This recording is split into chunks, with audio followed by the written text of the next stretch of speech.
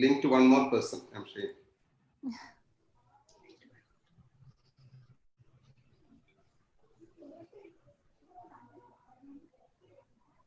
Over to you, Stu. Good afternoon and welcome to yet another fabulous webinar by Project StepOne. I am Shruti Bharadwaj, a proud volunteer. Project StepOne is a volunteer-driven, non-profit collective of individuals from the startup community with volunteers and doctors from across India to provide free access to healthcare via telemedicine to the citizens affected by COVID-19 pandemic. During the last 120 days, Project StepOne has spread out in 12 states and has made a significant impact in the fight. We are a team of 6,500 doctors, 350 plus volunteer team, 32 volunteer companies or organizations, and we have been successful in reaching 3 million citizens till date, 200K teleconsultations, and we have helped in the prevention of 2 lakh contacts. StepOne appeals to the citizens out there watching this webinar to come forward for volunteering and to join the doctors' force to combat COVID-19 through teleconsultation. We were just having a conversation before this webinar started with Dr. MKC NAIR, who is our guest speaker today, that parents need, we were just having a common conversation where I said parents need to maintain an average stronger authorization position in parenting their adolescent child. As a youth transition into independent adulthood, parents' relationship with their young adult children will change, as well with siblings' relationship with each other. From parents' perspectives, adolescence could be quite possibly be the most nerve-wracking one. So this webinar, let's explore about parenting adolescents and young adults. We have with us our guest speaker, Professor Dr. MKC NAIR, who I was looking forward to be with on this wonderful panel because I have heard a lot about him. He is the former Vice Chancellor, Kerala University of Health Sciences, former Director, CDC Trivandrum, Emeritus Professor in Developmental Behavior and Adolescent Pediatrics. Welcome, Doctor. It's a pleasure to have you on this panel. With him, we have... Good evening, Doctor. So, for moderator of today's session is Dr. REMESH Kumar, Honorary Secretary General, Central IAP of 2018 and 19, Senior Consultant and HOD Pediatrics, Apollo Adolescent Hospital, Cochin. It's always pleasure to be with you, Dr. REMESH. I mean, now everybody is waiting for this wonderful session and I don't want to take much time. So over to you, Dr. REMESH. Thanks, Sudhi, for that sweet introduction. Good afternoon, dear friends in the pediatric fraternity and parents across the country who have logged in this afternoon. Myself, Dr. REMESH Kumar, and our expert for the day, Dr. MKC NAIR, extend their warm greetings to one and all of you. Friends, it's said that there's a beauty or there's a purpose in every creation of nature. And more so at the individual level, could be we say everything happens for the best.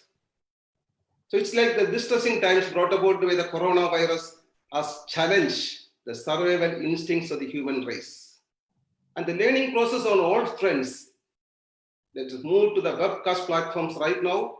And here we are today out to pick up some resourceful thoughts from a Doyen in adolescent health, Dr. MKC NAIR. And Dr. NAIR, as you all know, is renowned for his expertise and experience, not only in developmental health, behavior, and adolescent pediatrics too. And as I have understood, working with him or knowing himself for last 20 years, Dr. NAIR has about 40 years experience in counseling, in which he has to offer counseling for around 60,000 adolescents. And this pioneering wisdom, or what we better call as knowledge with experience, is what made him stand tall in adolescent health and adolescent counseling. And the unique distinction of having been the president of National Neonatology Forum of India, the Indian Academy of Pediatrics, as well as the Adolescent Health Academy, the national president, 3-in-1, has given Dr. MKC a wide acceptance in the medical fraternity in this country. Friends, we are here to hear and discuss with Dr. NAIR about parenting in adolescence, not only in adolescence, but young adults. Young adults means this is an age group, what we see one as an extension or a corollary to the other, 15 to 24 years. Because as you understand, the young adulthood, the issues are mostly a continuation or impact of what we see in adolescence. And the issues in adolescence mostly is what we happen as parenting or at home, or the issues where the children were not properly addressed to by the parents. I won't say I'm also a parent, you are also a parent, and many of the time we are still confused, having gone through these ages, still we are confused as what could be the best parenting for an taken an parenting has got its own ways, could be democratic, could be authoritarian, could be so many types. So let's have the horse's mouth itself. Sir is here, and I'll be interacting with Sir, and later on we'll have interaction from the floor also. And I believe this is a mixed audience. Quite a majority of them are friends in the pediatric fraternity or the medical fraternity, but a good number of parents are also logged in, as I learned from the platform organizers. So it's quite good. The parents are also there. So I believe this will be a very enriching experience for all who have joined us for this afternoon, losing their sleep in the afternoons of a Sunday relax session. So let's welcome Dr. MKC sir. Good afternoon. Great session. Good afternoon, all my colleagues. Actually, I'm really happy to come back to adolescence after a gap of 5 years where I was in for another assignment, kept away from everybody, kept away from a lot of things, which I enjoyed. Now I'm back to adolescence, and I'm really happy to do some interaction. And Ramesh probably would be the ideal person to do that. Sir, as you said, I think 5 years of official life as a Vice Chancellor of Kerala Health University, has it made some behavioral modifications in you? Because you have been quite smiling, friendly, intimate, as is in your discussions earlier, and now post VC, let us see how it has evolved you as another different person. It's so just like the teenager, adolescent, and young adult, but made different stages. Okay, sir. Let's see. Let's go into our discussions. Let's first have an insight or be apprised about what exactly is you see so much of talk about adolescence. The importance of adulthood for us in one as kindly brief us, because you see the adolescence gives a time when we are acquiring more skills and which give us empower us to assume the role of an adult. So what exactly are the inherent or specific features or difficulties or features or whatever you call it as of this adolescent period? See, before we started this program, I had a 10 minutes interaction with Shruti, and I learned a lot more, which actually really emphasized the importance of talking to adolescent. Of course, she is not adolescent, but she talked like an adolescent. And first thing that we need to remember is whatever ideas we may have is not what the adolescents think. What is the importance of adolescence? Somebody would, if I had to write an examination, then I would say the large number, 1/5 of the population. I will talk about the vulnerable period, what all bad things they can get into. We will talk about the highly intelligent period. They are the most intelligent people, but they do not have that wisdom coming out of experience. So that would be the 3 points that I would say. But as a adolescent pediatrician, as a counselor, I will request each one of you sitting in front of me, just close the eyes for a few seconds, just maybe 3 or 4 seconds, go back to your adolescent days and think what was the most pleasurable enjoyment that you had and what is the bad experience that you had. This is the best way to remember. Close the eyes and just remember you are getting into the school. Those days, of course, by walking, now, of course, by the vehicle. But when you enter, what is the pleasure that you had? And that will tell you, make you a tandem with the adolescents. That is the most important part. Never think from our point of view. In counseling, there are 3 words we use. That's very important. One is advice. Advice from our point of view, which were 30 years or 40 years ago. What were the college days? What were the school days? You start advising the adolescent saying, I didn't do this, my friends didn't do, we were like this, we were obedient teachers. Such talk irritate adolescent. Don't do that. For heaven's sake, don't do that. That time has passed. Now they have their own different kind of problem. What you can do is much more guidance. What does guidance means? When you go to a doctor, say, I have a headache, he look at you or she look at you and prescribe some medicine. 90% of the time, you are likely to be correct. You are going to be helped by that. So guidance is a process. An experienced person tell you this, you take this, you may benefit, but you are not bound to take it. You may not eat the tablet, you may buy, but not eat. That's your freedom. Counseling is an entirely different process where you are trying to bring personal growth in the adolescent. It's a big subject, so I won't go into it. Personal growth in the adolescent. We can come back to what counseling is later on, but personal growth means if you came to me for counseling this time, next time you should not be coming. You should be able to manage 80% of the problem by yourself, and another 20% maybe you need a little bit of my help. So that is the whole idea of advice, guidance, and counseling. Sir, that's quite amazing, sir. You have put very briefly. And before we go into the adolescent issue, let's be appraised about the changes in boys and girls. During adolescence, how does it affect them? Maybe physical, or could be emotional, social, psychological, in every sphere, even behavioral and mental. So these are a lot of changes. As you all know, a lot of changes are there. Can you just summarize them, or can you just brief us what are the changes? And that will give us a better understanding of the adolescent issues which you are going to discuss subsequently. Now, instead of saying what are the changes, which I'm sure all the pediatricians know, we as human, we know it. So instead of that, I will try to say what is the effect of that changes on the human being. For example, that you will realize when you have a boy, you have a girl. Most people think it's easier to deal with a boy, but it's not true. It's much more easier to deal with a girl. The reason being, they are shy. Surely they are shy. But the moment their mother is there and they look at the face of the mother, and she gives very approving look, the girl slowly start opening up in 10 minutes. Whereas a boy, it is impossible to examine him completely.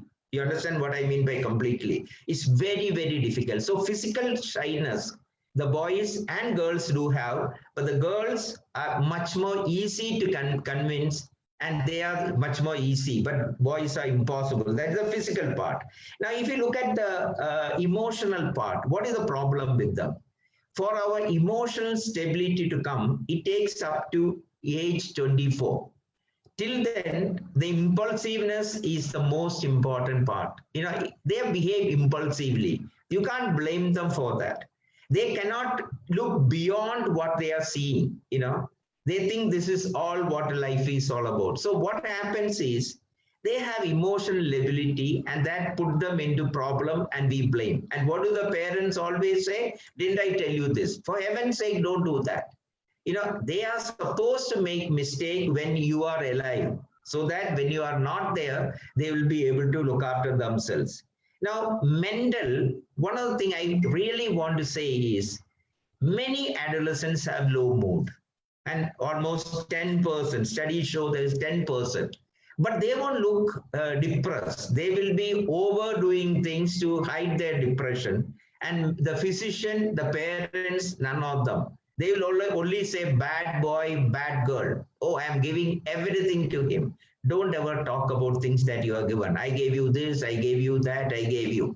Instead of that, try to understand that in spite of all the people around you, unfortunately, they are lonely. Remember, mark that word. They are lonely inside. And only when you realize that they are lonely inside, you can understand the adolescent. You want them to go to parties, of course, they will go. But you go for a family get-together, public meeting, lot of them are socially shy. Now, what is the reason why they are socially shy? Simply that age itself. Don't push them to, in situation where you want to be comfortable. Suppose you have a party at home. Now you do every preparation for yourself.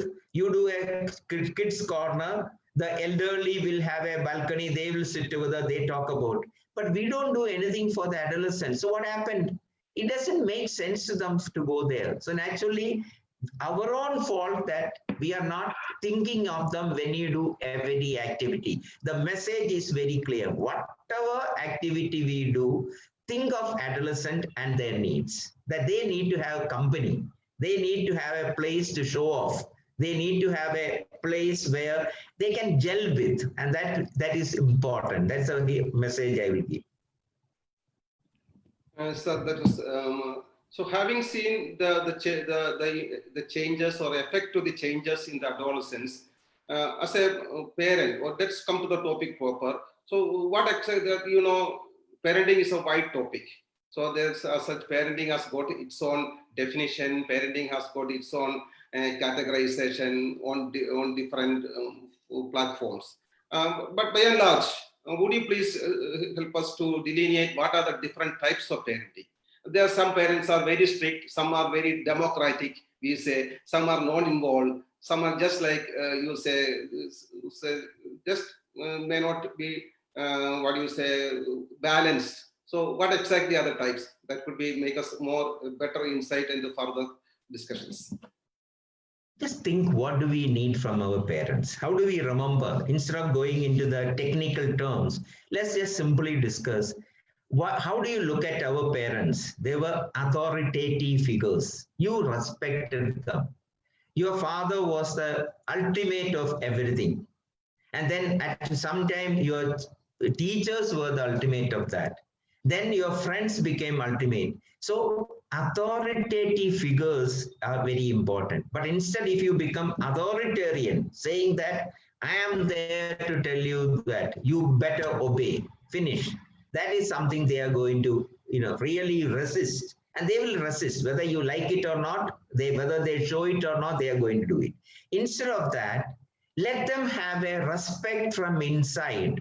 My mom or dad or my teacher is worth being, really respected. And we should be able to do that. And to do that, we need to be little democratic.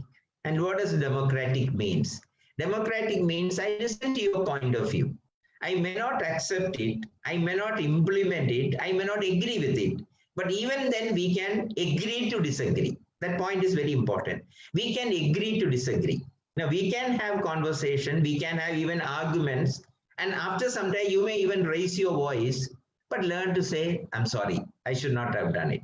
So you are teaching the child how a parenting is to be done. A good parent is someone, and before you go to school, before you go to bed, if the parents can hug the child, then that is the best thing on earth.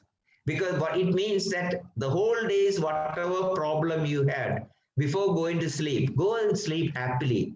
Whatever you made, I may not agree with all your behavior, but you are still my child, you are my blood. If you made a mistake, I am also responsible. That feeling should be given to the child.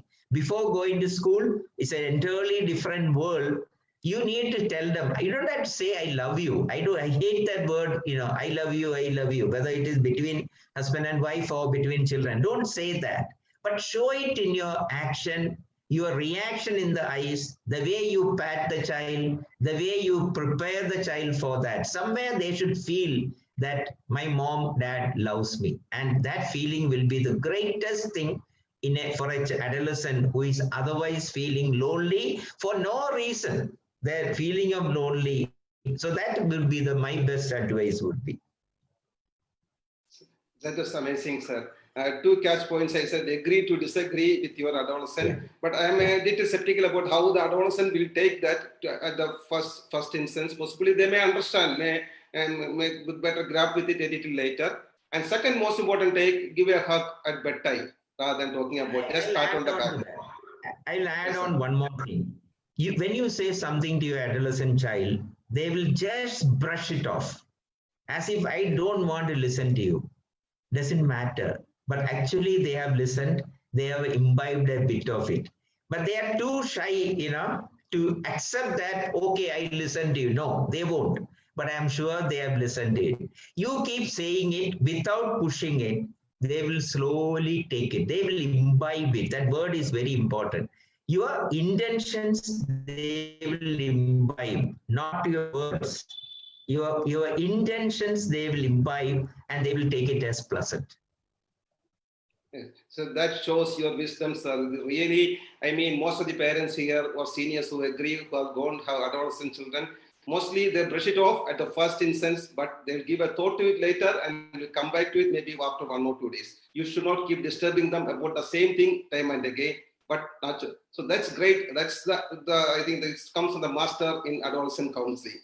That's wonderful, sir. So let's see, from the parent side, we'll go to the peer group. So see, peer group interaction is more common in adolescents. Of course, we all know they respect their peers better, they enjoy with their peers, and they have full confidence in their peers. If they say something bad about their peer group also, they don't accept it, even if they're bad. So that's something. And how they stand ignoring their parents also, possibly as a some product effect impact of this peer group interaction. So how can just be managed, like peer group interaction, how just they trying to ignore the parents, such a scenario, how just you will counsel, or how that could be the parenting at such instances? The simple answer would be, don't be jealous of their friends. Just don't be jealous. I think problem with us is the children who were with you, they were daunting on you, they were adoring you, all that. Suddenly, slowly, they start, moving away from you and joining the friendship group, which is the method for them to socialize, to learn more new games, new ideas, intellectual discussions, all that. So you cannot have a situation without peer group and friends. But the friends can be of two types. Some may be good, some may be bad company. The mistake we do is we either try to, do jasusi, like you go behind their friends, try to say, oh, he is bad, he did like this, he did like that. The more you blame their friends, they become more angry with you. They move away from you. Instead of that, you start saying the good thing about the good friends. Oh, how good, nice. How did he behave? He was so polite. He was so nice. Yeah, but why is it that the other fellow doesn't behave like that? You never said he is bad. You only said that some good friends are behaving so nicely to everybody. They are so responsive. They are so responsible. They study well. They play well. They enjoy life well. Why is that person? Does he need some help? No, can I be of any help? You never said he is a bad child. You only said he may be a child in trouble.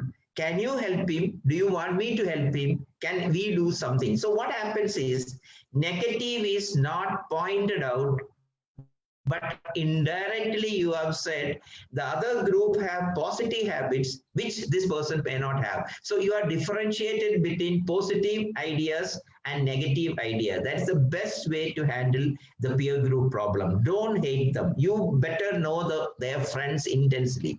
Call them home. They celebrate their birthday, some small thing, not big parties, but something small so that they feel part of the family. And once they start feeling part of the family, your son or daughter herself or himself or herself would say, won't call the bad fellow because he doesn't behave well in the home. He's not fit to be presented in front of my parents. So that's an indirect way of saying, really helping them to choose good friends and keeping away from bad friends. Peers, of course, that is psychologically, you cannot have a child grow up without peer group. They are naturally going to move away. It is an experimenting period to have an independent adult life. So that is part of it. And sometimes if it happens to a boy and girl relationship, then it is an entirely different topic, different relationship issues. We'll come to that later. There's a catchy message there, sir. You respect the peers and is as good as respecting your child, son or daughter. Absolutely. As good as respecting them. Absolutely. They will really be happy with you, and they just may come and give you a hug once your friend has left the house. Because that's happened to many of us, almost all of us. When we treat their friends in a majestic manner, run them in a very affectionate manner, they'll be so happy and comfortable with their parents. I think that gives a lot of rewards. But that doesn't mean you approve of all the bad behavior. No. Yes, sir, agree. Something which You comes need to tell good. the child, I do not approve such behavior of your friend. That you need to make it clear. But not that even while being friendly, you cannot approve of bad behavior. That has to be pointed out. Yes, fine, sir. So that's something like we have gone to the peer group. Then there's, apart from the peer group, there's something as interpersonal communications or interpersonal relationships and communication mostly. So do's and don'ts, there's something like if it is put to us, that would be really helpful. What is your suggestion and certain do's and certain don'ts? I won't say this is absolute, but something which you can suggest to us, as maybe a lot of parents are also logged in right now, and a lot of us maybe would like to know and revisit our thoughts on that. Just let us be appraised. In interpersonal relationship, actually there is no do's and don'ts, because each relationship is different in quality, different in style. See, for example, 3 level we will take. The relationship between 2 children. It may be, for sake of discussion, let us say boy-girl relationship, Then you can take the mother-father relationship, the parent-child relationship. All 3 are different. If you are talking about a relationship between a boy and girl, it is simply natural that a boy and a girl would start liking each other. And when the girl will come and tell mom that this fellow told me that he loves me, don't get angry, upset, emotional, and say, oh, you have started with that at this small age. No. If somebody said they love you, the word like and love may be interchangeably used. They only mean they like you. You get my point. So instead of getting excited, oh, did he give you like that? So good. That means you have some good quality. And what did he say he liked you for? Look at your good. Is it because you dress well? Is it because you behave well? Is it because you study well? Yeah? You have a dimple here. Yeah. Whatever it is. So it becomes an opportunity to have a little more detailed discussion on what actually is the relationship like. Don't think that, just because a boy and girl came and told that he said he loved me, tomorrow they are going to get married, they are in a loving relationship. Nothing, don't get excited. It is because we parents never had the freedom to do this in our childhood. So we are literally jealous of them. I'm using the word again, jealous. We all wanted to do it, but we didn't have the freedom. Personal freedom or social freedom, which the present day children have. Don't get upset by it. It should be taken as an opportunity to discuss things. So what happens is, your mom and father is not opposing anything, but they are creating some discussion about the good and bad. That is one relation. Lightly, I will touch on the mother-father relationship. Only one word I will say. Never insult your wife. This is the most important lesson. In words and deeds, never insult. Not only physically, emotionally, also do not insult. No child will appreciate their one parent being insulted by the other. Don't belittle your partner, because your child doesn't, like it. Don't use bad words, because you can never take back the words that you have said. You become small in the eyes of your child. So that is very important. So that is only one, because of lack of time, I'm only talking about one issue. Now, relation between parent and child, and that is a parenting issue that we will discuss. There are 10 commandments for parenting. I will come back to it at a later stage. But here, remember, your child is going to do things which you never had the guts to do. That doesn't mean they have become worse than you. It only means that they have more access to so many things. So naturally, and what you thought was bad, they do not think, what is wrong with that? They will argue with it. What is wrong if I spoke to a girl? What is wrong? Did I do anything wrong? Nothing wrong. So you should be able to understand that times have changed and the right and wrong concepts have changed. So parent has to be cool about it. Relationship can be handled. That's amazing, sir. So let's get to another discussion. So in your counseling or adolescent counseling, how do you see the child? A child doesn't want to say no if he or she is not interested. So what's the best way, or how do you convince them to say no? Many of them. What could be your message for the parents as well as the adolescent counselors? How to translate the message to the parents, to your clients? Can I confide something? Even at this age, I can't say no. This is my problem. You know, in the last 5 years as Vice Chancellor, I've learned to say no. But before that, but even after that, you see, somebody come to you, ask for a request. Your first instinct is, okay, let me see. But instead of agreeing, at least I have transformed into, let me see, let me examine, can you come after 2 days? You understand my point? But within that 2 days, you don't jump into a conclusion, you think over it, sleep over it, and then do. This habit, we get it by experience. And I think the Vice Chancellorship taught me that very well. Because every child come to you with complaints. And I am accessible. That is, as a counselor, I am accessible and I am friendly.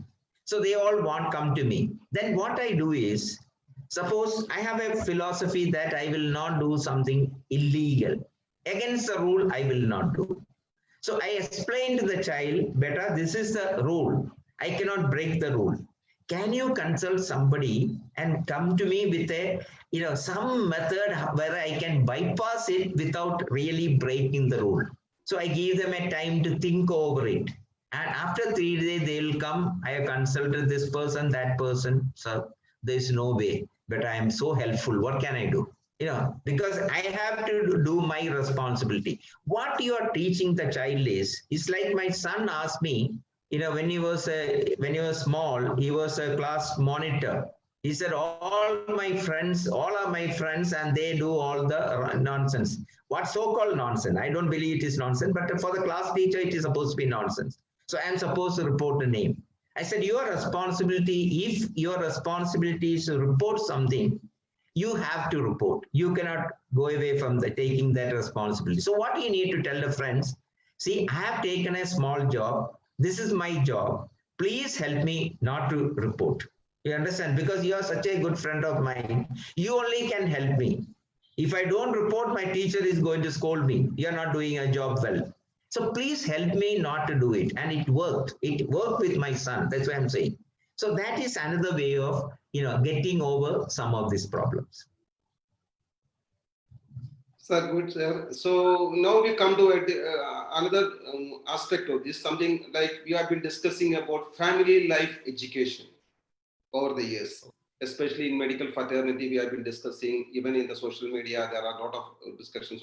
So we expect the teenager or adolescent to assume the role of an adult and how better he is equipped. And in how you manage the family life education, how is it managed? Well, it means how to provide the family life education in your practice, how exactly you go about it. Having a child with you, an adolescent with you. Yes, sir. See, everybody was using the word sex education. But actually, nobody is doing any sex education. It's like instead of gender, you say, what is your sex, male or female? You are not, that has nothing to do with sex. Really, it's supposed to be your gender. Just like that, when you say school sex education, everybody get perturbed. So that's how I coined the word family life education. Now, what is family life education? From a child, you are going to become a big boy or girl, and then you are become a parent. So you are going to have your own family. What are the preparations that you need to do?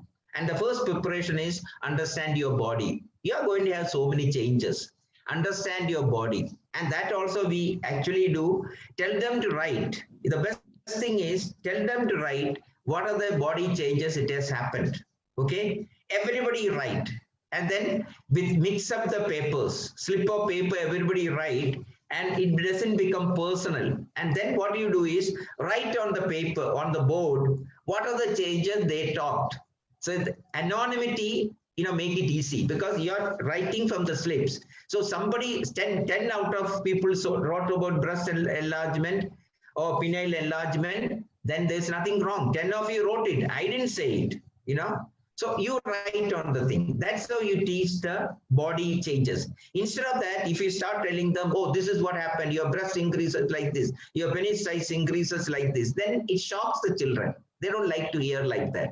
Let it come from them. That's how you produce the body. Then you talk about body changes, body image. What is it that you like in another person? Again, instead of asking directly, what you do is you give slip of paper. You write, what is it that you like in a girl, in the body? What is that you like about your body? The biggest problem with children is at this age is they cannot like their body. If they are fair, then they can't appreciate. If they are dark, then they can't appreciate. If the nose is tall, long, then they have problem. If the nose is, bulky, then they have problem. Everything about their body has problem. So you talk about body image issues. You talk about menses in the girl, nothing more. No sex, no reproductive, nothing.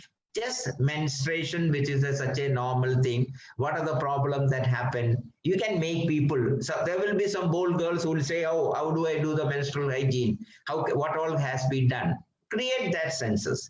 Then you talk about the previous topic, the mental health issues.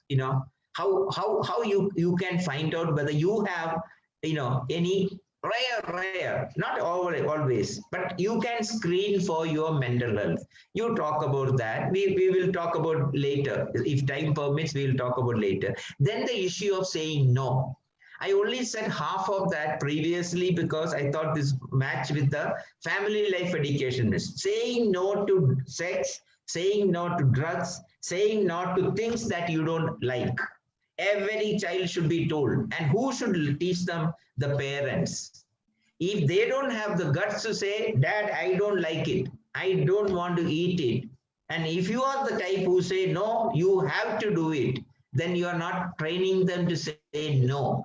If they cannot say no to for parents, they cannot say no to the teacher. Naturally, they will not say no to a person who is trying to abuse them. So that guts the children should get from the parents. And that is not against, they are not going against the parents. They are slowly taught to become an adult with independent thinking, independent sense of right and wrong.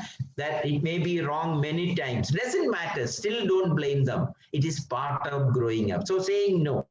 And lastly, most important, how to keep relationships. How to keep relationship, because so many, if a breakup occurs, what happened? It's not the end of life.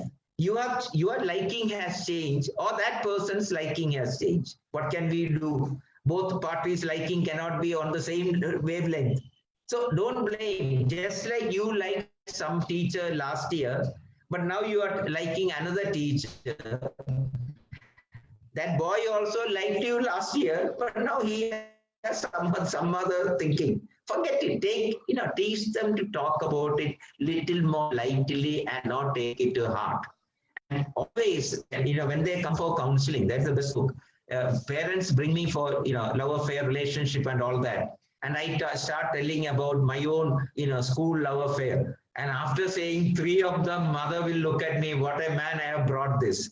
But what I am trying to tell the child is, see, I'm talking about it so pleasantly, Love affair those days was going together from school. Little something, it's not the serious things now matter. But you can, all these relationships are precious to you, and later on you can think back about it with a positive mind. So that is family life education, is preparing them to become an adult by making them talk about their own anxieties. The second half of that would be life skill development. That, of course, will take more time to say. About 10 life skills that WHO talk about it. So from family life, you go to life skill education. Then as the child is above 18, we go into premarital counseling. But whatever it is, remember, lot of time, especially if you have to talk little reproductive sexual matters, lot of people ask me, sir, how do you know? How do you know that what you say is right? That the children have taken it positively. And I always give, especially if you have to talk sexuality issues, I always say, look into the eyes of the child sitting in front. See the reflection of your own daughter in that eyes and just talk. Whatever you talk will be correct because you will not talk nonsense to your daughter. Similarly, if you are a teacher or doctor, in that position when you talk, any hard sexuality also will look very simple and nice because you are talking about it without emotion, quote a word, without any emotion commitment. You are just talking about it as a professional. So it can be parental affection style, a teacher's responsibility style, or a doctor's, professional style. All three ways you can talk about these three things. It's really great, sir. That Yeah. was a short, brief, loose thoughts on how to manage the relationships.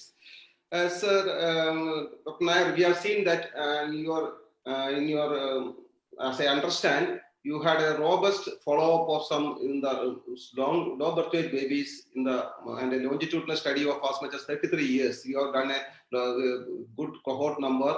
And that has actually fetched you, including that many other things. You have the Doctor of Science degree from the governor last year. So that was quite a rare feat. And this, as per your inference from this study, where you have noted that growth spurt, the nutrition of the adolescent girls in the growth spurt, the age of growth spurt, the pre-adolescent age is quite important and pertinent rather than caring them in the later ages. And how does it is reflected as such in the law, but low birth weight babies increasing in number. So what are your thoughts, or just give the appraisals regarding the adolescent growth spurt or the nutrition in the growth spurt age in adolescent girl, and how it is the impact on having a low birth weight baby in future? Hello, sir. See, way back in 87, in fact, way back in 87, can you hear me? It's okay? Yes, sir. Can you hear? Yeah. Way back Fine. Way back in 87, 1st of August, we started with the at-risk baby follow-up program, which means babies discharged from nursery.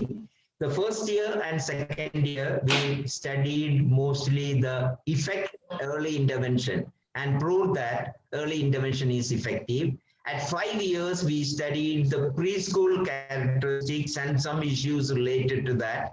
Then as they became adolescents at 13, 16, 19, and 24, we studied the whole gamut, physical, mental, and social aspects with special reference to the Barker hypothesis. And what we have proved that led to the Doctor of Science degree is actually showing that in simple words, if you know your birth weight, if you know the weight at 1 year, you know the BMI, BP, and high blood pressure at 15 years, you can predict metabolic syndrome. So that's the biggest finding. And I'll repeat that. If you know your birth weight, know the weight at 1 year, at 15 or 16 years, if you know your blood pressure, BMI, and one more thing, blood pressure, BMI, and I said earlier, just forgot. 3 things, if you can actually predict the metabolic syndrome. Now, one other thing we found that it is not all low birth weight babies have the Barker effect. It is only the SGA babies. So these were the finding. But your question is slightly different. It is not related to the follow-up itself. It is related to the question of low birth weight being the cause of developmental problem later. So you have to reduce low birth weight. And the only way to reduce low birth weight, the most important risk factors out of 5 or 6, the height of the mother is the most important. So how can you increase the height of the mother? Most people think you give adolescents good feeding, it will do. No, they'll become only thick. They become bulky, but they won't become height. Height occurs pre-pubertal growth spurt. So how do you find that pre-pubertal growth spurt? 2 to 3 years before the onset of menses, the child will start having the breast bud increase. Mother can notice that breast bud has just increased a bit. And from that time, for next 2 to 3 years, you give good feeding. After the child has had the menses started or menarche, do not overfeed. After that, it won't help much.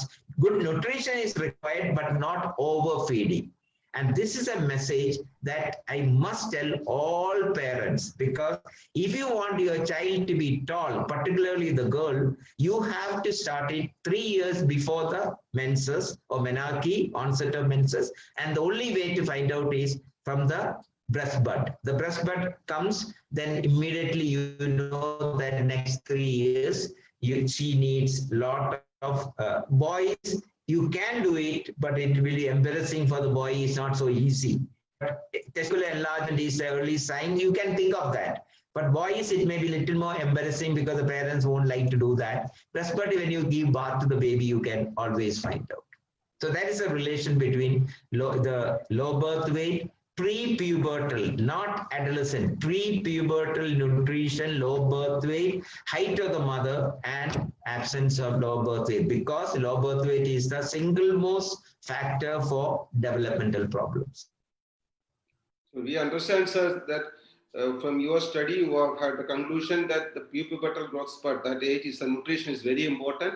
That gives a better height to the mother, and that in fact reduces the incidence of low birth weight babies in the future, which is an important concern or which is an important factor for developmental delays or poor developmental outcomes in the future. This is conclusively proved by in Pune study. Some Herve et al. Had studied and showed the attributable risk for low birth weight, and the most important, highest attributable risk was for height of the mother. That's why it's been scientifically proved that if you mother's height is so important in preventing low birth weight, not in individual person, but as a community. So that again is an important reason why adolescents should be looked at, because from a medical point of view. Sir, now we would just, I think we have a lot of questions from the chat box. So we'll have just come to another aspect. We always talk, I have heard you talking about the 10 commandments for adolescent counseling, or adolescent parenting, counseling, not other parenting. Yeah. 10 commandments. It's just like you are always a master of 1, 2, 3, 4. So I have heard you talking in every platform, you have got numbers, the points are being numbered or bulleted. So just have 10 bulleted points here right now. Usually I say 3. Yeah. Usually I say 3 only, because 3 only. Very useful, limit to 3, you will talk about the most salient features. But here you cannot limit to 3. It becomes, that's why then the next best is 10 commandments, which we are all familiar. Now, what are the 10 commandments? First is educate yourself first about adolescence. However much educated we may be, you may be a psychologist, actually in even counseling, you may be a pediatrician counseling, which doesn't mean that you understand adolescence so easy. First, educate yourself about adolescence by discussing with your peer groups about problems of adolescence, how they react, how they like you for what you say. You have a get together of parents to discuss about adolescent problems, not to belittle them, but to say what are the positive things. So educate about adolescence. Second is parenting is a learned skill. Every skill you have to learn. Similarly, parenting also you have to learn. The model that we have is, unfortunately or fortunately, is that of your father and mother alone. In olden days, I say, when you have a joint family system, there will be many parents in the joint family. So you have exposure to different kind of parenting. Whereas now, nuclear families, you only know how your father dealt with issues, mother dealt with issues. So your knowledge is limited. So that is a real experience. Expertise is limited. So you learn it.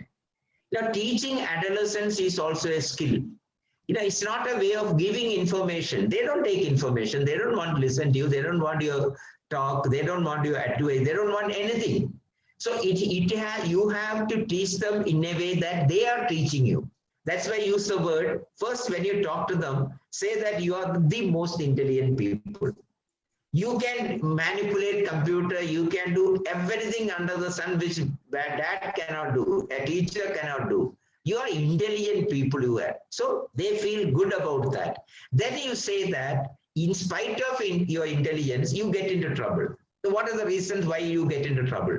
So that children themselves will say, oh, I made this mistake in life. I made this mistake. Then you say that, see, you made a mistake, but you learn from your mistake. Now, what is best? Everybody doesn't have to repeat that mistake to learn. Instead of that, you can learn from other people's mistakes. So if you have 40 students in a class, each one say one mistake I made in life, which I should not have done. In a discussion, you have got 40 mistakes. You are learning from other people's mistakes. Then each adolescent's rights and responsibilities go together. Unfortunately, present day, they have most families, Indian families, do not have so much of poverty. It is there. Poverty is very much there, but the majority group do not have poverty. So what happens is the large number of children do not understand what poverty and lack of things. When they opened their mouth, milk came into your mouth.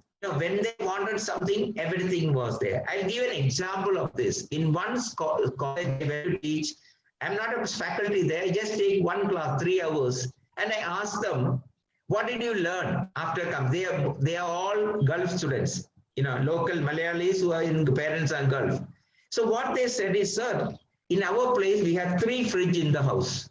One for vegetable, one for egg and milk and all that, one for meat.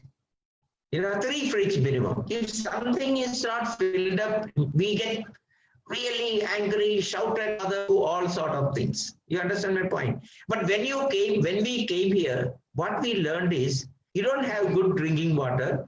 You don't have to have good toilet. You don't have a continuous supply of electricity. In spite of this, everybody around is so happy. They don't complain. They don't crib about anything. See, that is a lesson point, that you don't have everything. Similarly, my own students went to, it's actually from a college. They went into 10 batches to remotest part of India, and they made a presentation. The principal asked me, sir, you have to come and, listen to their stories. I said, in spite of lack of time, I said, okay, I will come. And the way they presented, they said there are some places where they don't even buy vegetables, they can't afford. And they are using such dirty water. And here, look at me with the way I waste water. Now, if you tell an adolescent, don't waste water, he won't understand. But this child now knows why you should not waste water, why we should not waste the electricity, why we should not waste more. The food is God, You take what you want and don't take so much food and then waste it. If mother tell it or father tell it, they won't appreciate. But personal experience, they really. So I think children have to be taken to such places. Okay, my own one relative, I tell you, in adolescence, he used to eat about 10 eggs a day. Still, he used to fight with the mother about food and whatnot and whatnot. I took him to a SOS children's village where I am sponsoring a child. I never said anything. But the moment I went there, the child, so much of affection to me, then this fellow was watching it. I never said anything. He never said anything. But my relative told me for next 2 weeks at least he was quiet. He was not making any noise. So experience is the way of teaching. Now, 5th one is help adolescents gain independence. Just like we said, they have the right as an adolescent, but they also have the responsibility. Similarly, help them gain independence. I said it before, let them make mistake. Don't be afraid when they go away, move away from you, because they have to become an independent, family. But in the process, they make mistake. You can advise them, you can guide them. don't insist that they should listen. And if they made a mistake, don't say, didn't I tell you this? Please, for heaven's sake, don't say that. Didn't I tell you this? No, you must have said it. That is your responsibility. But it's not his business to listen to everything. But tomorrow, he may retrospectively think, my dad had told me this, that was a wise thing. Give them time to adjust. That's very important. Spend quality time with adolescents. What does quality time means? You don't have to be all the time telling that. Even if with husband and wife, I hate the word, you have to say, I love you 3 times a day, then only you love the person. Don't do that. Even with children, you don't have to keep on showing it. But the quality time means when you are there, your discussions, your mannerism, the way you hug the child, the way in North India, particularly when you say beta, it's not beti or this thing, beta for male and female. I was in Punjab for 10 years, so I understand the value of that. The moment instead of saying the name, even say beta, please don't do that, the child will listen to you. That the way you communicate your inner feelings, not external feelings, that's extremely important. Then parents also do have feelings. Make them understand that they are not there to slog for you all the time. I just read in the WhatsApp, one message there. When I was cleaning clothes, nobody noticed it. When I was cooking in the kitchen, nobody noticed it. When I was, feeding the dog, nobody noticed it. Now I am sitting with my WhatsApp for 5 minutes. Everybody is saying, what are you? Why don't you go and sleep? In fact, I do. I am the candidate. I am the candidate. Yeah. So instead of fighting with me, because late night, my wife won't go to sleep. She'll do every work and then she starts sitting with that. So instead of telling me directly, she said, I found something very interesting for you. Now I learned the lesson. I never say after that because she also needs some relaxation. So this is important. Indirect way of doing that. There are a lot of things to be learned from my wife. And that is one thing I must tell you. That is never say bad things to a person in any interpersonal relationship. If you have to abuse a person, then first you say 3 good things about the husband or wife or your friend. Okay? And then, the 4th one will be a negative. But after hearing 3 good things, especially if it is something which you yourself have forgotten. In public stage, we all praise each other. Everybody, the whole audience know you are just doing it for heck of it. Instead of saying so many things, just say one thing. We have had so many differences of opinion, but I adore him because years ago when I was in trouble, he is the one who came for my rescue. He might have forgotten it. And when you remember that one simple incident, your relations are made. This is a very important thing. Instead of saying so many good things about it, just think of that one small thing and that will hit the person. That's very important. Seek guidance during crisis. This is very important. Seek guidance during crisis. What does it mean? All of us have had bad times. None of us are smart as we think. We all have had problems, but there was somebody to guide us at that moment. It may be a parent, it may be an uncle, it may be an auntie, it may be a teacher, it may be sometimes, unknown person. God sent you. God never comes straight to you. God sent and my whole life, I know whenever I was in trouble, somebody come to your rescue. And you should repay it by being to that person. I'll give a simple example. When you are sitting in the plane, even a train goes, you look at the train, it look like a small worm, it look like. Okay? And if we believe God is sitting in sky, okay, that is a belief. Then we are like a dust. And yet you pray that I should pass this exam, I should do this, I must get this. How many things? As if you are the only person important for God. Yet the person next to you, you have no time to listen to him. You have no time to help him. You can't help the whole world, but you can help the person who come in contact with me. Okay, this is a very important lesson, for us. You keep doing that, and then you become a giving type personality. There's a different 2 types of personality, giving type and a taking type. A giving type of person is having fun. If I teach my students, I get thrill out of it. A teacher is a giving type person. you're a taking type person, award, even if you get the biggest award, how many days can you enjoy with that? 1 week, 1 month, finish. But when you give somebody, every day you get opportunity to make. And that is why the pediatrician should do adolescent counseling. Then 9th one, all have problem at some time. And we should get help from. We should seek help, no problem. And the last, of course, parenting matrix. The most important point in that is, do not see him as separate. See him, as I said it once, see him as your part of you. Your son made a mistake, it is like your right hand made a mistake. Okay, if your son made a mistake, you beat your right hand, not him, because it is you who has made the mistake. After all, his DNA is the same. And that is important. Never blame them for that. You say that if a small child took some money, don't tell him that you are a thief, you have a cheat, you have a this thing. Instead of that, I have such image of you. Everybody has such image of you. It pains me for somebody say my child is stealing money. You know, you are thinking for that person. This is extremely important. I think that is the crux of the issue. The baby, the child, adolescent is part of you, and if he make a mistake, you are actually responsible. And the moment you do that, next time, I give an example. If in the olden days, if you go out, the girls say, I want to go out for a late night movie. Naturally, every house, even nowadays, they will say, no, you can't go and all that. No, I'm going with my friends, no problem. But when you go there, in olden days, a smaller, poor family, you don't have car and all that. Halfway through the movie, you are finding that it's raining outside. You are getting jittery. Already it has become 11:30. I won't get a bus back and all that. How will I reach home? When you come out, you find your father or brother sitting with a scooter with a raincoat. Okay, never say anything. Just better come. I'll take you back home. The child will will not go, because he has understood how much other people suffer for you.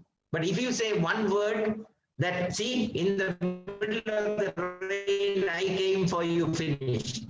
Because they are looking for some statement like that so that they can get angry with you and get rid of their own guilt feeling. Don't let them do that. Just keep quiet. They will understand. That's the matrix of adolescent parenting. I think I've covered the 10 commandments. Yes, sir. That was absolute 10 masterly commandments from your end. And each one you just elaborated with an anecdote or some example, especially from your own experience. So now we are in a counseling world right now. You have been counseling us possibly. That was quite. You can have some water, sir, because we have some questions from our learned faculty here as well as our members. They are quite enthusiastic. So I believe you must take a break for 1 minute. Okay. Fine, sir. So having gone to the commandments, we just want a 1 or 2 liner message, a message given for the parents of adolescent children. Many of our parents are adolescent children, and many of our logged-in our own participants are also there. So a 2 liner or 3 liner message for the parents of adolescent children. You see, if you look at psychologically the problems of parents, it has a lot of deeper meanings. You got a child, you had a vision about what a child should be. Okay? You had a fantasy about what your wife should be. That didn't happen. Then you have a fantasy, wife or husband. Then you have a fantasy about what a child should be. He didn't look the way. Okay? Then you had a fantasy about what he should become, how he should study, all that. Because all this fantasy is your fantasy, and for this he is not responsible. You are creating fantasy in your mind and expecting him or her to come up to your standard. Instead of that, let us see what is his fantasy and see whether he is able to achieve that or not. I give a simple practical example. Every adolescent come to me, I ask them, what do you want to become? 90% will say doctor. I said, very good. It's nice to become a doctor. Why you want to become a doctor? They won't say money or something. They will say, I want to serve humanity. I said, good. I also said one time like that. Doesn't matter. Okay, then I say, how much marks you get? 50%. So then I say, if you mean doctor means the white coat, you want to work in a hospital. Okay. Now, if it's 50%, you may only get class 4, job. Okay. Now, if you make it 60%, you may get a technician job. If you make, this is arbitrary, I'm not saying anything, it is real like that. Just every 10% increases, then you may become a general nurse. If you get 10 more %, you may get for BSc nursing. If you get 10 more %, you may become a dental. If you get another 10 more %, you may get for MBBS. So there's a lot of steps to that. And I make them right like that. None of these are fact, but just some numbers. 50, 60, 70, 80, 90. Of course, you can't get 100. And then say, instead of saying, I want to become a doctor and being in a fool's world, say that next examination, I will get 10% more. So over the years, lots of children have actually got up to 90. This is a very important thing. The parents also should be like, this is the message for parents. Don't keep on saying that you should get this much. Understand your capability of your child, understand the circumstances, and then encourage them to get bit by bit, not the whole thing. Otherwise, one child actually told me, the father told her that, see, look at the child next door. He got 90%.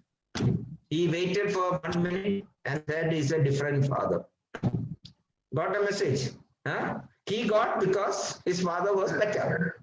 Why make them say such things? Instead of that, say that your capabilities right now this much, but you can improve 10% every examination so that you may reach, and then say that if I can't go up to beyond 90 or 95, then be happy with what you can and be, because it doesn't mean success.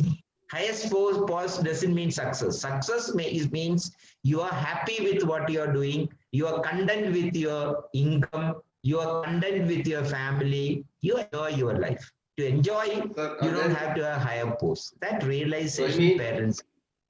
Exactly, sir. So your message is something like you should, the parents, that you should encourage your children to perform better and not at the best at one shot. Perform better and encourage them and then appreciate them and better and better and better. Every time they improve. It is like, example. So one second. It is like talking to a mother of an autistic child. The improvement will be so little. He never opened his mouth. Now he said one word. You should clap and say, oh, wonderful you have achieved. Every little thing you have to, say to the mother that, okay, it is a pleasant thing. It's something like that.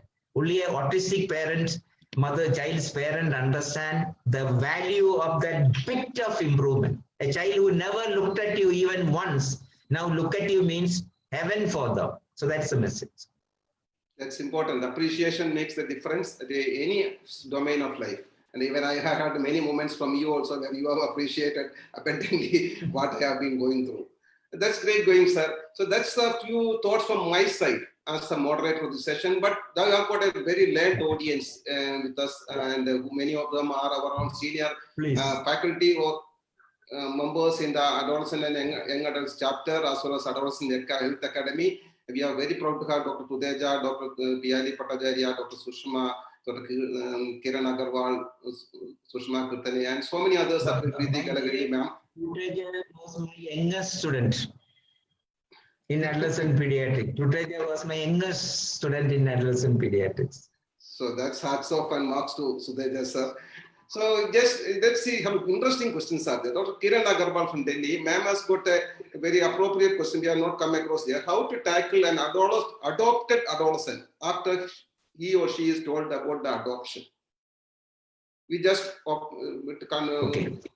her that you are an adopted child, and then how should be your management. Make it brief, sir, because a good number of questions are there, but your thoughts are, say, understand. Very simple. Answer is very simple. If you go by rule book, you are supposed to inform the child at the earliest. That's what the rule book says. But if you ask me from experience, never do that. You can slowly introduce the concept of, being an adopted child. But don't wait till adolescence, much before that. But don't do it at the earliest opportunity. It may not help. But the rule book says that you should do it early, but practically it doesn't work. Every child has difference in accepting that information. See, you need to assess your child. You may even, ask your counselor to assess a child's capability of imbibing that information. It may become a shock to a young child, but if you wait too much after adolescence, then also there could be problems. So there's no hard and fast right answer, depends on each child's capability of imbibing that information. Yeah. The same question, query was raised by Dr. Kaustabi Chowdhury also. He has put it as in adopted child, when to inform them and how to do it. In my practice, lots of adopted parents are seemingly worried about it. So that's the same thing you have answered quite well.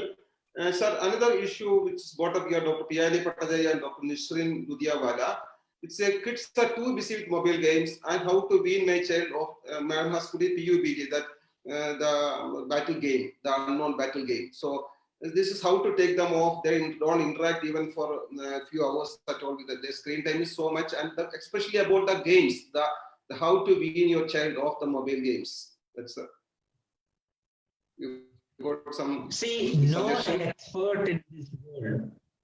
No expert in this world can give answer to this question. The reason being, I remember a story of a psychologist giving such an expert counseling to the parents how to tackle an adolescent girl and her problems. And in between, his wife walked in and said his own daughter did something, and he burst out, completely. This is what happens. There's no clear-cut answer, but some suggestions can be there. First of all, don't let the children, expose children to everything, but don't let it become an addiction. Once it becomes an addiction, to remove at this stage is very, very painful, almost impossible. So let them not get into addiction on anything. But if you really got into addiction, then you may need little psychological help. Parents cannot manage it. Now, how to do it is step by step. It is like, there is a desensitization process in phobia. If you have phobia about something, there are 10 steps in which you remove that phobia. So a psychologist or a psychiatry unit or a place where they are doing counseling, they will use such technique, desensitization, replacing, it's like learning and unlearning. You have to unlearn something to learn something new. So slowly remove this and give something even more interesting to the child. But then that's a professional management. For parents, best is don't let them. I am facing same problem. Don't, it's not there. My own small grandchild also now slowly get into that, wanting the mobile all the time. Initially, it was only for food time. So her food time became 1 hour, 2 hours, 3 hours even. To eat lunch, he'll take 3 hours because 3 hours he can have the food. Now, she give it, mama won't give it. So easy person's grandfather, because grandfather cannot say no to the child. So I give little time. You understood? Slowly, we only spoil the children. But now again, and again I said, daddy is the person. He says, no, you can't have it this one. Then she come and ask me, Papa, grandpa, isn't he your son? Can't you scold him for saying like that? I said, no, he's the boss of the house. I'm too old now. He is the boss of the house. That's the child understand. When he is the king of the house, when he is a king, listen to him. There's no other choice. Slowly you can do. But this is for little thing. Game addiction, once it comes, it's impossible to change it without psychological help or counseling help. That's a very, I think, the pertinent issue now, which many parents are coming across, and I feel they may have to have some psychological support when it goes to an addiction level. Well put it, sir. A different issue right now. How does Dr. Preeti Galagali, ma'am, Bangalore, she's the president of HA, how does single parenting affect adolescent development? Single parenting. Preeti is an expert. No, she is an expert in adolescence. She's probably one of the few persons in India who do exclusively adolescent practice. So actually, she should be teaching me rather than asking me. But having asked the question, I will say, we all. That's for the benefit to the audience, sir. That the question is actually, I prefer to have it for the audience. I understand. We all grow up with the idea that single parent is negative. Let's not think like that. There are negative aspects, but yet those children can grow up to be absolute, normal, well-balanced adults. They do not have exposure to two parents' affection, two parents' caring, two parents' support. These all are difficult situations. Problem is, suppose most often it is a mother who is a single parent. If the dad is single parent, he will get married or grandmother will help along with it. The mother need to have three thinking. This is important. She is a wife. Of course, that role probably is gone now. She is a daughter. Okay. She is a daughter-in-law. Many houses, in spite of separation, she is still a daughter-in-law. But more than that, she is a woman who has to look after herself in terms of finance, in terms of job, as well as in terms of emotional sustenance. And if that lady is capable of doing that or is made capable by a counselor, then the child will not have a problem. This is guarantee, I can tell you, because I have had plenty of experience dealing with such children. The problem comes because she starts getting frustrated, and all the frustration and bad memories of the so-called old husband, she reflect on the child and talk bad about the other person. So the child is confused. Even if the child doesn't have the father, for example, or the mother, they have the affection for that parent. They don't like somebody talking bad about that person. So do not talk bad about your partner, ex-wife partner. Do not talk bad, blame him for all the problems. You keep saying that maybe I also made some mistake. He made some mistake, I also made mistake. Maybe we couldn't get along. But explain that to the child. That doesn't mean that somebody else can't get along. You got a message. So never talk about negative concepts, talk about positive concepts. Child will grow up well. If the mother is not there, mother's substitute is absolutely enough. The grandmother can be like that. Both my children were brought up not by me, but my uncle. I was traveling every weekend across India.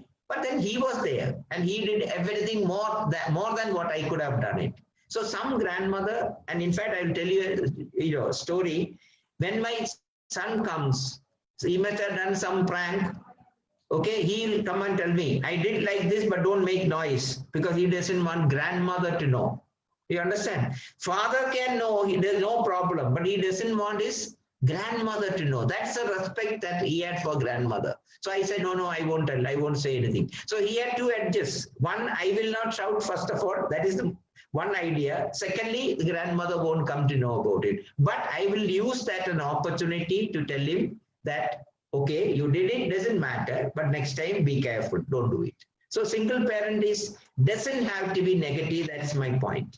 It's better to separate rather than create problem in the house for the child. If you two people cannot get along, in spite of your best effort, in spite of professional effort, it may be better to separate rather than showing the child all the bad aspects of a human relationship. And you can support the child by not saying negative, always talking positive. That will be my message. You have given the message that you cannot be negative in such situations. Always take the positive and talk accordingly. So another interesting question is out here. Dr. Aparna Gilankar, she has put that if the child is introvert and not able to make friends, how to sort out this problem? How can you help them? Basically, an introvert child is not able to find out friends. Not about parenting possibly, but still something. Can be good. Many questions are there. If you want to take, I think. No, I'll quickly say. I'll yes, quickly sir, say. I want to address Look all at the my questions if possible. my life curve. I was an introvert as a school child. Then I went to Punjab, where you cannot survive without being an introvert. You have to be really extrovert. I learned to become like that. Then when I came back to Kerala, I was a little misfit because I was too extrovert. Okay. Then when I was, the post of vice chancellor came, I cannot become an extrovert, so I learned to become introvert. Now I hope I am continuing to be like that. So don't get upset. Is it autism? That is all what you need to look. It may not be introvert. It may be some evidence of autism. That you need to make sure. Secondly, it also may be social phobia. It may be also parental, separation anxiety. There are lots of issues come into this.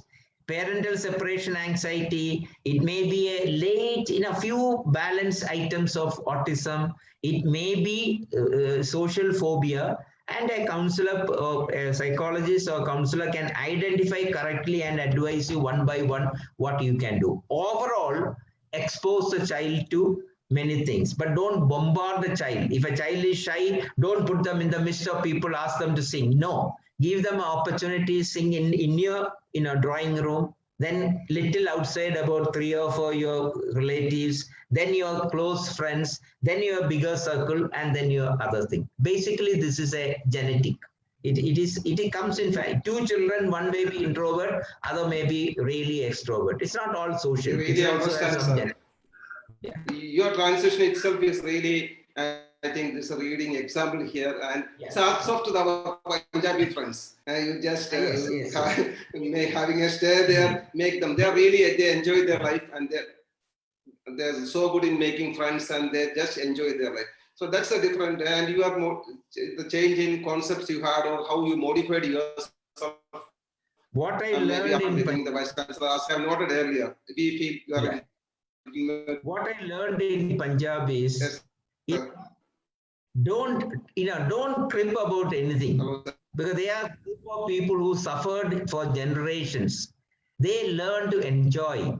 In contrast to Kerala, where we hardly ever enjoy a laugh out, they enjoy for the slightest opportunity. They do hard work, and they are very caring for other people. And these are good qualities I've learned in Punjab, 10 years in Punjab, and I adore them. I really adore them for that. That's 3 years to our friends in Punjab. Sir, it's like there are not many questions on sleeping disorder. Means one is Dr. Deepika Jain, Dr. Aparna Gilankar, Dr. Murugan Velayathan, and Dr. Hemastri.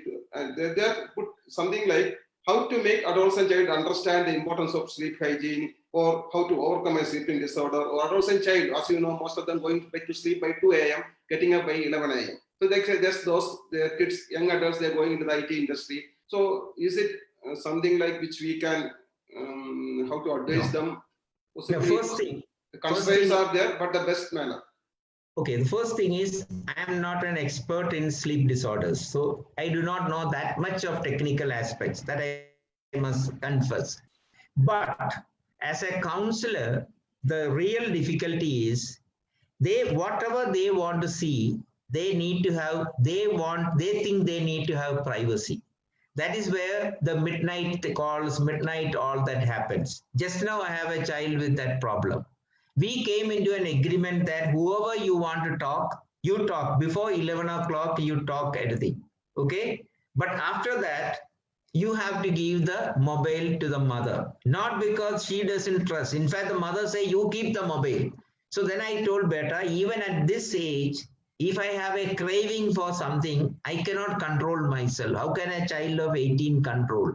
So best thing is, if you can't control yourself, give the mobile and other thing, laptop, all those things. Don't have it in the room. Mobile, leave it above. And then have a little walking, have some milk, walk and sleep. But if you have to do this with the permission of the child. and mother and daughter or father and son may not be able to negotiate. So you have another counselor to negotiate. Just now I have a girl with the same problem who sleep at 2 o'clock, and now she is sleeping at 11. And every day, first few week, she used to call me at 11. This is the last call from my mobile. Good night, sir. Only to say good night, to assure me that I have given the phone to the mother. I didn't insist. I said, can you do it? I never said you have to do it. Mother said you keep the phone. So don't insist. That irritates them. Instead of that, I myself at this age can't control my craving. How can a small child do it? So we will take an alternative path. We'll entrust somebody else to take care of it. So this is one strategy. There are a lot more issues to it. But a disorder by itself needs a professional approach. That's a different thing.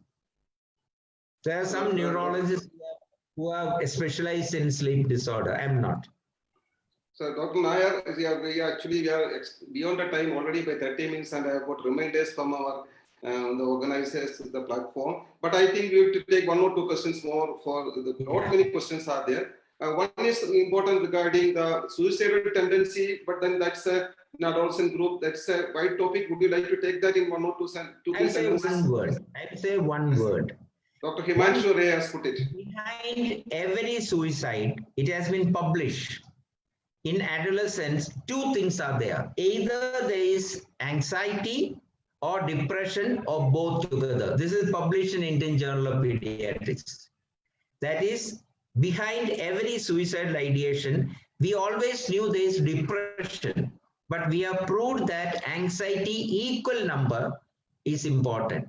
So suicidal ideation, anybody talking about it, anybody giving some hint about it, treat for, first check for depression or anxiety. And all the other extraneous factors, they are just there. They are only, something slipping, let you slip into it. But there is a depression behind all this. And that's the only message. Okay. That's very important. Sir. In fact, in many forums it is discussed. When I was before I became VC, I went to a nursing college, and when I was sitting with the principal, and she was letting one child go away, going away because she cannot be managed there. I just looked. I looked at the child, then I told him, please go out. I told mother, the principal, that this child is having depression. Please treat for that and not send her away. It worked.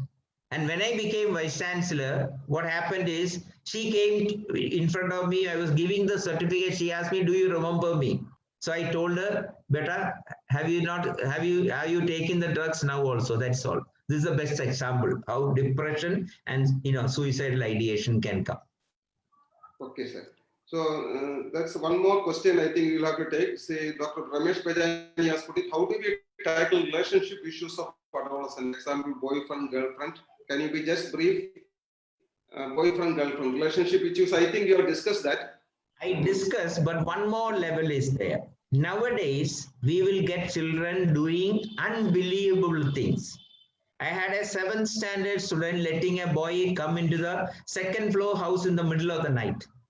Okay? They to do something unimaginable at our age. 7th standard child, girl, and she is normal now. The second issue is they will also, now one problem that happens is they have a tendency to expose themselves on the net. They are doing video call. So please talk about children, how dangerous that it is. These are only 2 messages I want to give. Convince the child, because I have many children who doing it, and I know parents need to tell, the mother need to hug the child, say, Beta, you are my child. I don't want somebody else see you in this form. So that actually work. Except one child I have, which was a personality disorder, where the whole story is there. I don't want to say the story, but then that is an exception. Most of the normal children, do it out of, just for curiosity, but say that how bad it can be, how you can get into trouble, and the parental care, supportive care, not blaming. Without blaming, You hug the child and say all this, not blame the child and say you are different, I am different. Sure, Let us sir. get- I agree with you. The parents and the adolescents should be sensitized about this looming threat. Yeah, It's yeah. surely One be more there. point. One girl told me, I left the boyfriend and I'm trying to get out of it. But every day my father remind me of that and then put me into trouble. So counseling was given to the father to say that help the child to get out of it. Don't mention he made a mistake, don't, or so-called mistake. Don't remind it of everything. Just treat, go like a normal child. So this is some parents. We cannot have what is called closure in counseling. Closure means something went wrong, you punish, finish. Next day, don't talk about it. Yeah, she is the same or he is the same sweet child for us. He made a mistake, mistake was punished. The child is not perfectly okay. I think that thing parents It's should very don't important. Recounting the mistake and recounting the mistake is it should not be done. And another last question, Dr. Sankamitra Das, how to change the argumentative tendency of an adolescent child? Argumentative tendency. Just one line, sir. 1 or 2 lines. One line. Sri Ramakrishna Paramahamsa, some lady went to her saying that, and I have the habit of eating good, this one, get rid of. 6 months he went around like that. He never gave an answer. One day he called the boy, said something, and the child stopped the habit. So the mother got angry and went to her saying, why did you make me walk 6 months if it was so easy? So he said, it took me 6 months to get rid of habit, my habit. That's a lesson. Very often, it took 6 months for me to get rid of the habit. So when I am having that problem, how can I advise the child not to do that? Get a point. So I explained how did I get rid of it. It took me 6 months, but I got rid of it. So you also can do, and the child listen to it. That is an exact carry-on message, sir. Fine, sir. We had a lot many questions from our members and other parents, but still we lack of time we cannot take because we are already exceeded by 30 minutes. And now, sir, Dr. MKC NAIR, sir, I really understand how you are revered as such an excellent man of wisdom. I mean, knowledge with years of experience, counseling. How easily the question for the last question, argumentative tendency, you just put the answer straight away. I was wondering how you are going to put it in 1 or 2 lines when I asked you. So then you said 3 lines and you finished the message. So it's so easily done, a man of so much of experience. And I was not your teacher, student officially, formally, but I always learned through in the academy and as your disciple, having come across you as many a time to your house and other forums and learned from you. And I know that I believe this forum was really useful and resourceful for our first for the parents of adolescents who have joined us or parents who have joined us, the citizens, and more so for our adolescent members, our pediatricians who are well versed with this, but they would wanted to have some redefining, brushing and revisiting their thoughts and hearing from the master's own voice. That's really great, sir. Thank you so much from my side. One word. Yes, sir. There is a word called mentoring. It is beyond a teacher. Maybe I have been a mentor for you. From a small township, you are going to become the national leader. And that is a huge process of change. And little bit, not because of me, but I must have contributed little. And that is called mentoring. And if you get a correct mentor, you will reach heights. That's the lesson. Last word in adolescence is that mentor, if the parent can be the mentor, all the more better. If the parent can't be, somebody else. You need a mentor to come up in life. For me, God is a mentor. Even that is so sweet of you, sir. For us also, God is a mentor, and for me also, you have been as a mentor. It was Dr. Tostiyu Sugmaran sir in my own college who taught me in the formally in the medical college as well as later on, and not many mentors, Kerala outside, and I believe all my seniors have been mentors, and even our juniors can be some learning points for us, for all of us. We are all, if I feel I was sitting in an adolescent class counseling session for 1.5 hours. Actually, it was a treat for me personally, and I believe for most of us friends who are logged in right today here. And thank you so much from my side. I will become the old MKC. I say hi to Sudhi. Hi to Sudhi who taught me so much today. Hi Sudhi. So you have been so intimate and so smiling when you interacted with the adolescents. When you had, I have been in Pandalam where you came to our nursing college for so many sessions, adolescent sessions, and I have watched you from behind, how sweet you are interacting with them. And that had its own impact on those students in the later years. I have learned very well. So that's a great going, sir. Something from Shruti, last word. Shruti, some last word from you. I mean, I've been She is a completely. young adult, I believe. Shruti, you are a young Yes, adult. yes, I come under young adult, and I could relate to so many instances. I mean, each and every question that you have asked, Dr. Ramesh, and each and every answer that Dr. MKC NAIR has given has been so relatable. I could relate to every instance, if not just mine. I could relate to my friends' instances. I could relate to, I mean, all the questions. All the questions were extremely relatable, and I could connect. So I really want to thank you for the wonderful session, and we are receiving a lot of appreciation over WhatsApp from the doctors I talked to personally, and I think this has been like one of the most wonderful sessions that we have ever had. And Yeah, such appreciation. Shruti, I must say, not many people had some issues in connecting to this today's webinar. I received so many complaints also on that front because many people were very keen to join. Dr. C.P. Bensal, our senior, sir could not. I saw the message now only. I couldn't go through my WhatsApp messages. So that was really, I think, frustrating not to have them with us on this platform. And the most wonderful part is till the session got over. I mean, I think we just had 5 more minutes left, but the registrations were still coming in, and we were trying to send out messages to each and every registrants, and I think we should definitely have one more session based on this whenever you have time, and I'm sure that we will be sending out the link. This will be a recorded session, so everybody can watch this post the webinar as well. So we will send the link to each and everybody so that they will not miss out on this wonderful session. We'll try and do that. That's really great. Yes, so we'll definitely do that. And just to give an end note, I've already spoken a lot about thanking you or how relatable this could be. I am sure that the viewers have enjoyed the session to the most, and as I told you that every instance that was explained were instances from day-to-day life that we have been experiencing. I thank you, Professor Dr. MKC and I, for taking time of your busy schedule and doing this session for us. And of course, Dr. Ramesh Kumar, for helping us put the session up and for moderating the session so wonderfully.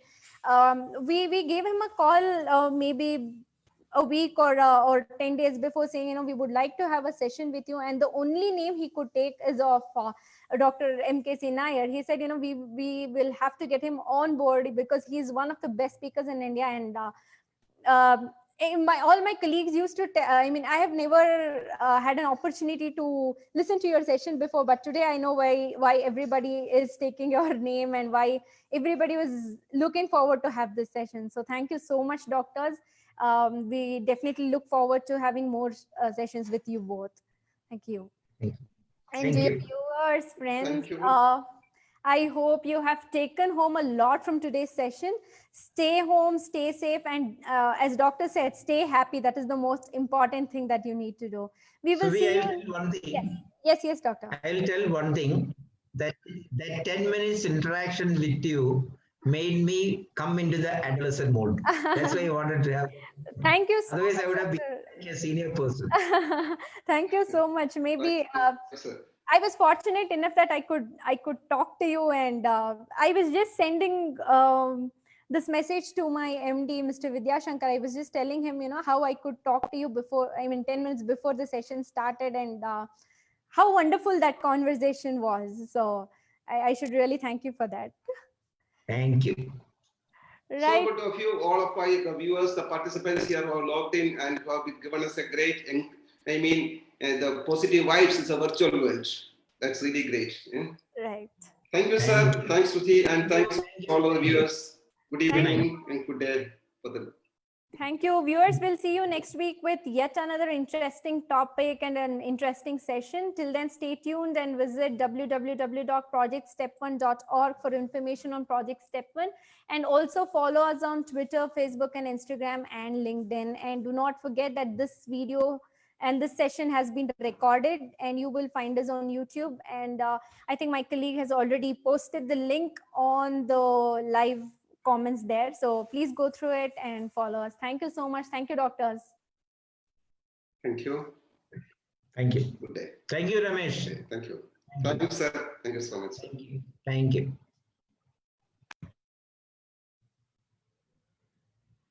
I got another session at Hyderabad, 5 o'clock. So just